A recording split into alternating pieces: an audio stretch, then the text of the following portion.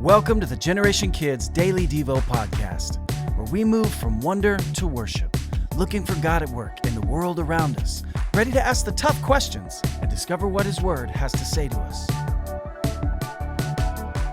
Today's episode is titled, Riches at Last or Riches That Last, and it comes from me, Casey Taylor.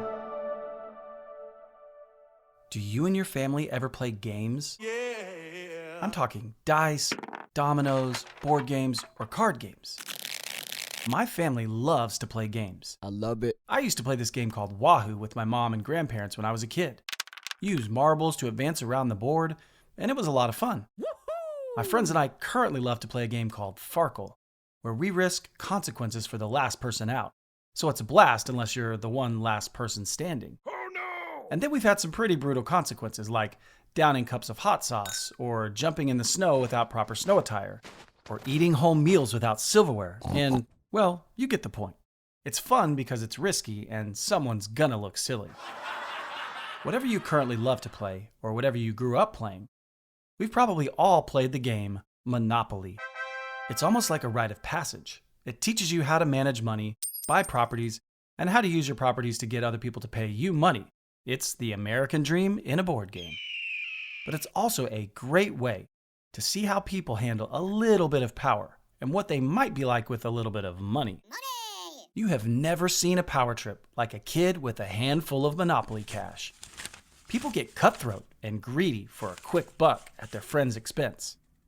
It's not an inaccurate picture of how many adults with a little money act in real life. Let's get some money. When you get a little, you want a lot. But the funny thing about Monopoly is that it's not too different from real life at all. It's not real money. What is it? But even real money is only good as long as you're alive, just like Monopoly money is only good while you're playing Monopoly, and then it's just colored paper.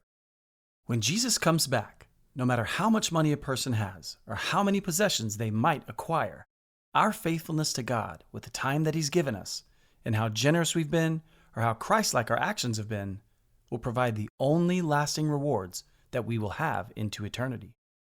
Proverbs 28:20 warns us against putting our hope and our trust in earthly riches, specifically the pull of riches that will cause you to let go of your values and compromise your character.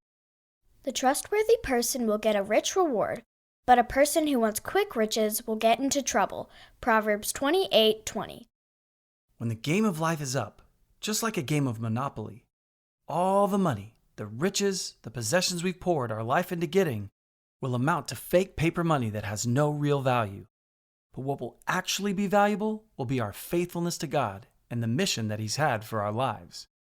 If I offered you the chance to make $1 million in Monopoly money, and all you had to do was steal a few property cards from your friend to do it, would you? Would you compromise your character and maybe your friendship to make money that won't last? That's what we're doing when we risk our character and bend the rules or spend our lives working for money that won't last. To the point where we're not loving people or being people who are generous. We're giving up on God's best for us in exchange for Monopoly money. The Bible tells us to store up for ourselves treasures in heaven, where moth and rust can't destroy. That treasure will last. And we get to keep our values and our character clean and intact in the process. So as the world tries to draw you into wanting more and more, and to spending your life striving and working for stuff and earthly riches, don't forget that it's not worth bending your character or breaking the rules. Those riches will only last until the game's up. Then the real life, with the real treasure, begins. And unlike the board games you play with your family, this game won't end. You'll get to enjoy the riches of the kingdom forever. Now it's time for Today's Big Question! Today's big question is, have you ever been tempted to take a shortcut by bending the rules, stealing, or finding a way around having to wait for something that you really wanted? How do you think the fruit of faithfulness might have changed the way that you thought about that situation? My prayer for you is to live your life for real, lasting, and meaningful treasure, not the money that time and thieves could steal. Thanks for listening to the Generation Kids Daily Devo podcast. If you want to keep in touch with us on all our social media platforms, check out the links in the description.